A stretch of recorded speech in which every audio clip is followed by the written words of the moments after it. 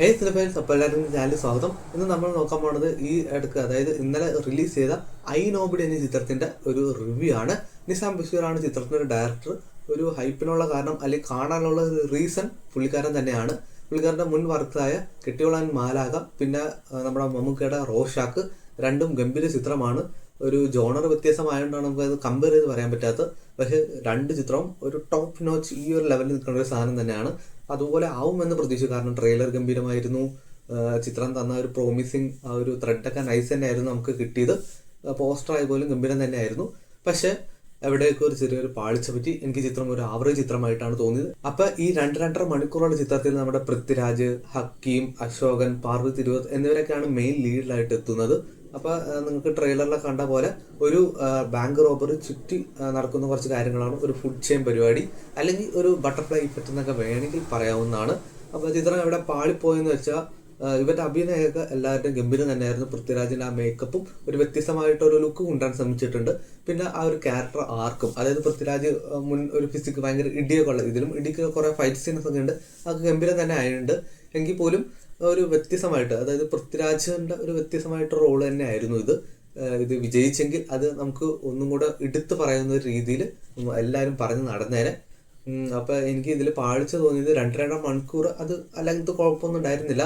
First time കാണുമ്പോൾ നമുക്ക് വലിയ ബോറടിയും തോന്നിയില്ല. പക്ഷെ സെക്കൻഡ് ഹാഫിൽ ചെറുതായിട്ടൊരു വലിച്ചു നീട്ടിയ പോലെ ഒന്നും തോന്നി. അത്ര ഫസ്റ്റ് ടൈം ആയതുകൊണ്ട് നമുക്ക് അത്ര ഗംഭീര ബോറടിയും തോന്നില്ല. പക്ഷെ പിന്നെ വാച്ച് ചെയ്യുകയാണെങ്കിൽ ചിലപ്പോൾ ബോറടി തോന്നിയേക്കാം. പിന്നെ ഫസ്റ്റ് ഹാഫ്, അതായത് നമുക്കിപ്പോൾ ഒരു 1.5 മണിക്കൂർ, അല്ലെങ്കിൽ ഫസ്റ്റ് ഹാഫ് എന്ന് പറയാൻ പറ്റില്ല, എനിക്കൊരു 2 മണിക്കൂർ ഗംഭീരം തന്നെയായിരുന്നു ചിത്രത്തിന്റെ. ഒരു ബോറടിയിലും ഉണ്ടായിരുന്നില്ല. പിന്നെ ഒരു ത്രെഡ് സംഭവങ്ങളൊക്കെ നല്ലോണം വർക്കായി. പിന്നെ അതിന് ശേഷമുള്ള ഒരു ലാസ്റ്റ് ഒരു അരമണിക്കൂർ സംഭവത്തിലൊക്കെ സിനിമ അപ്പാടെ കയ്യിൽ നിന്ന് പോയി. അതായത് ഇങ്ങനെ ആണെങ്കിൽ ഇവിടെയാണ് ഗ്രാഫെങ്കിൽ പിന്നെ ഇങ്ങോട്ടൊരു താഴ്ചയാണ് പോയത്. വേറെ ഒന്നും കണ്ടല്ല, അവര് പറഞ്ഞു വെച്ച ഒരു കാര്യം നിർത്താതെ വേറൊരു കാര്യത്തിലേക്ക് പോയി. അതായത് ഇത്രയും നേരം പറഞ്ഞുകൊണ്ടിരുന്ന ഒരു കാര്യം ലാസ്റ്റൊക്കെ എത്തിയപ്പോൾ അത് വേറൊരു തരത്തിലേക്ക് മാറി. ഒരു പൊളിറ്റിക്കൽ പരിപാടി, അതായത് പൊളിറ്റിക്സ് ഒക്കെ കൊണ്ടുവന്ന് ഒരു വേറെ രീതിയിലാക്കി കളഞ്ഞു. നമ്മുടെ വിജയരാഘവനൊക്കെ ഉണ്ട്. അപ്പൊ ആ ഒരു വശത്തിലേക്ക് പോകണമായിരുന്നോ എന്ന് എനിക്കൊരു ഡൗട്ട് തോന്നി. മേ ബി ഞാൻ കണ്ടത്, അതായത് നമുക്ക് ട്രെയിലറിന് ഒരു സംഭവം, ഒരു ട്രെയിലർ കാണുമ്പോൾ നമുക്കൊരു ഉദ്ദേശം ഉണ്ടാവുമല്ലോ, ഇന്ന പരിപാടികളൊക്കെ ആയിരിക്കും ചിത്രത്തിൽ കാണുക. പക്ഷെ ഇതൊരു പൊളിറ്റിക്കൽ വേറെ രീതിയിൽ പോയപ്പോൾ നമ്മൾ അയ്യോ അതെന്താ അങ്ങനെ ഒരു രീതിയിലെന്നൊരു ചോദ്യം വന്നു.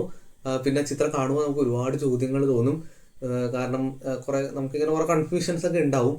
അവരുദ്ദേശിച്ച സാധനം തന്നെ നമുക്ക് കിട്ടിയിട്ടുണ്ടോ എന്ന് തന്നെ ഡൗട്ടാണ്. ചിത്രത്തിന്റെ കുറച്ച് നമ്മുടെ ഗവൺമെന്റിന്റെ പാളിച്ചകൾ സംഭവങ്ങളൊക്കെ തുടക്കത്തിൽ തന്നെ കാണിക്കുന്നുണ്ട്. പക്ഷെ നമ്മളത് അത്ര ശ്രദ്ധിക്കേണ്ട കാര്യമില്ല, കാരണം നമ്മുടെ കണ്ടന്റ് വേറെയാണ്. അതായത് രാജീവൻ എന്ന ക്യാരക്ടറിനെ ചുറ്റിപ്പറ്റി ഇനി അദ്ദേഹം എന്തൊക്കെയാണ് ചെയ്യാൻ പോണത്, ആ റോബറിയിൽ അദ്ദേഹം ഇങ്ങനെ പെട്ടുപോയി, അങ്ങനത്തെ ഉള്ള രീതിയിലേക്കാണ് പോണത്. നമുക്ക് അതെങ്ങനെ വേണമെങ്കിലും മാറ്റി എഴുതാം. പക്ഷെ അവർ ആ രീതിയിലൊന്നും പോകാണ്ട് ഒരു വേറെ രീതി പിടിച്ച് ഇതിനെ എങ്ങനെ വേണമെങ്കിലും മാറ്റി എഴുതാം. ഇപ്പൊ നിങ്ങളൊരു എഴുത്തൊക്കെ എഴുതുന്ന ആളാണെങ്കിൽ നിങ്ങൾക്ക് ഈ ചിത്രം വേറെ രീതിയിലൊക്കെ ചിന്തിക്കാം. പക്ഷെ മേ ബി ചിലപ്പോൾ ആ വഴി പോയാൽ പാളിച്ച. ഞാൻ കേട്ടിട്ടുണ്ട് ഇതിന്റെ സെക്കൻഡ് ഹാഫ് അവർ കുറെ ഭാഗം വരലുണ്ടെന്ന്. അതായത് ഇതൊരു ഭാഗമാണ്, അവർ വേറെ റൈറ്റിങ്സ് എഴുതിയിട്ടുണ്ട്. അപ്പൊ അതിലൊന്ന് സെലക്ട് ചെയ്ത ഒരു സെക്കൻഡ് ഹാഫാണ് ഇത്. മേ ബി മറ്റേ സെക്കൻഡ് ഹാഫ് ഗംഭീരമായിരിക്കാം. അപ്പൊ എനിക്ക് തോന്നിയത് ആ രീതിയിൽ, അതായത് ആ മോഷണം സംഭവങ്ങളൊക്കെ കൊണ്ടുപോയി ആ രീതി തന്നെ അവസാനിപ്പിക്കാമായിരുന്നു. ഇത് പെട്ടെന്ന് നിർത്തിയിട്ട് ഒറ്റൊരു സഡൻ ബ്രേക്ക് ഇട്ട് വേറെ എവിടെയൊക്കെ കൊണ്ട് നിർത്തിയ പോലെ പോയി. അതായത് അങ്ങനെ ഒരു എൻഡിങ് ഓക്കെ ആണ്, പക്ഷെ ആ ഒരു എൻഡിങ് അല്ല നമ്മൾ പ്രേക്ഷകർക്ക് പ്രതീക്ഷിക്കുന്നത്. ഇത്രയും ഫൈറ്റ് മീഡിയൊക്കെ കൊണ്ടുവന്നിട്ട് അങ്ങനെ ഒരു സംഭവമാണ്. ഞാനത് പറയാനുള്ള അങ്ങനെയെന്ന്, കാരണം ഇപ്പൊ കാണാത്തവരാരെങ്കിലും റിവ്യൂ ആണ് അവർ സ്പോയിലർ ആവും. കാരണം ആ ലാസ്റ്റ് സംഭവങ്ങളൊക്കെ ഒരു സ്പോയിലർ ആയിരിക്കും, അതാണ് ഞാൻ പറയാത്തത്. അപ്പൊ അങ്ങനെ കൊണ്ട് നിർത്തണമായിരുന്നാണ് എൻ്റെ അഭിപ്രായം. അത് മാത്രം ഒന്ന് ഡിസപ്പോയിന്റ് ആയി. വേറെ ചിത്രത്തിന്റെ മേക്കിംഗ് ആയപ്പോലും ജെയ്സ് ബിജോയുടെ മ്യൂസിക് ആയപ്പോലും എല്ലാവരുടെ അഭിനയമായാലും കിടിലൻ തന്നെയായിരുന്നു. നിസാം ബഷീറിന് ഒരു പാളിച്ച ചെറുതായിട്ട് പറ്റിപ്പോയി, കുഴപ്പമില്ല. അദ്ദേഹത്തിന്റെ അടുത്തൊരു സിനിമയ്ക്ക് വെയിറ്റ് ചെയ്യാം. അത്ര മോശം സിനിമയൊന്നുമല്ല, പക്ഷെ എന്തിനായിരുന്നു അങ്ങനെ ഒരു ഓൾട്ടർനേറ്റീവ് സംഭവങ്ങളൊക്കെ എന്തിനായിരുന്നു എന്നൊരു തോന്നി. സിനിമ വേറെ ഇതിലൊന്നും നിരാശപ്പെടുത്തിയില്ല, ഈ ഒരു കാര്യത്തിലാണ് നിരാശപ്പെടുത്തിയത്. ഫസ്റ്റ് ഹാഫ് കിടിലൻ തന്നെയായിരുന്നു. ആ ടൈറ്റിൽ കാർഡ് ഒരു കിടിലൻ സാധനമായിരുന്നു. ആദ്യത്തെ ഒരു 10 മിനിറ്റ് ഒരു കിടിലൻ സാധനമുണ്ട്, അതെനിക്ക് ഭയങ്കര ഇഷ്ടപ്പെട്ടു. പിന്നെ കുറെ സംഭവങ്ങളൊക്കെ അതായത് ഫസ്റ്റ് ഹാഫ് മൊത്തത്തിൽ ഗംഭീരം തന്നെയായിരുന്നു. അതുപോലെ ഒന്ന് സെക്കൻഡ് ഹാഫ് ആക്കി ചിത്രം ഒരു നമുക്കൊരു 10/10 എന്നൊക്കെ പറയാമായിരുന്നു. പക്ഷെ ഇതിപ്പോ ഒന്നും പറയാൻ പറ്റാത്ത ഒരു അവസ്ഥയായി പോയി. എന്തായാലും നിങ്ങൾ എന്തായാലും പോയി കാണണം ഐ നോബിഡി. നിങ്ങളുടെ അഭിപ്രായങ്ങൾ എന്തായാലും രേഖപ്പെടുത്താം. അപ്പോൾ ഒരു അടുത്ത റിവ്യൂ ആയിട്ട് കാണാം.